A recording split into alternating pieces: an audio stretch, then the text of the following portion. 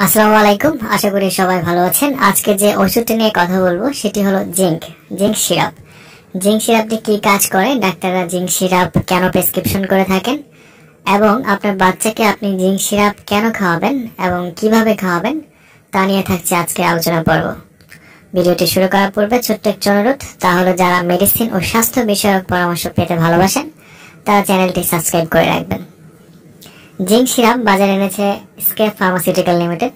এটি 100 ml একটি syrup এবং দেখতে পাচ্ছেন এটি কমলার স্বাদযুক্ত। আর প্রতি চামচ জিঙ্ক সিরাপে আছে জিঙ্ক সালফেট মনোহাইড্রেট 10 মিলিগ্রাম। স্বাস্থ্য ও স্বাভাবিক বৃদ্ধির জন্য শরীরে জিঙ্ক প্রয়োজন। এছাড়া সেক্সুয়াল ম্যাচুরেশন, প্রজনন, ডার্ক ভিশন অ্যাডাপশন, ইনসুলিন সংরক্ষণ ও নিঃসরণ এবং বিভিন্ন ধরনের স্টেট ইমিউনো ডিফেন্সের জন্য জিঙ্ক অত্যন্ত গুরুত্বপূর্ণ। জিঙ্কের অভাবে রোগ প্রতিরোধ ক্ষমতা কমে যায়, দেরিতে ক্ষত শুকায়, স্বাদ ও গন্ধের অনুভূতি কমে যায়, রাতকানা হয় এবং অ্যাবর্শনের ঝুঁকিও কিন্তু বেড়ে যায়। জিঙ্কের অভাবে মাথায় টাক পড়ে, মানসিক লেথার্জি হয়, ত্বকের পরিবর্তন হয় এবং প্রজনন অঙ্গের পরিপক্কতা কম হতে পারে। শিশুদের ডায়রিয়ার ক্ষেত্রে এই জিঙ্ক সিরাপটি কি কাজ করে? ডায়রিয়া আক্রান্ত শিশুর শরীর থেকে পানি ও লবণ বের হয়ে যায়, ফলে শিশুর পানি স্বল্পতা দেখা দেয়। এই সময় সঠিক চিকিৎসা না করলে শিশুর মৃত্যু হতে পারে। ডায়রিয়ার চিকিৎসায় জিঙ্ক কিভাবে কাজ করে? ডায়রিয়ার তীব্রতা কমায় ও ডায়রিয়া দ্রুত সারায়। আঞ্চিকুশ সমূহে ডায়রিয়া জনিত ও ক্ষতকে দ্রুত সারিয়ে তোলে। অন্ত্রের পানি ও খনিজ লবণ শোষণ ক্ষমতা বাড়ায়, শরীরের রোগ প্রতিরোধ ক্ষমতা বাড়ায়। জিঙ্কের মাত্রা ও সেবনবিধি সম্পর্কে যদি একটু বলি, তাহলে 10 কেজি নিচের শিশুর ক্ষেত্রে 1 চামচ দৈনিক 2 বার খাবারের পরে, আর 10 কেজি থেকে 30 কেজি পর্যন্ত শিশুদের জন্য 2 চামচ দৈনিক 1 থেকে 3 বার খাবারের পরে।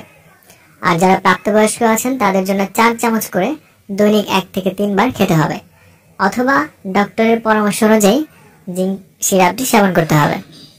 জিঙ্ক সাধারণত খাবারের 1 ঘন্টা পূর্বে অথবা 2 ঘন্টা পরে সেবনে তার সর্বোচ্চ কার্যকারিতা দেখায়।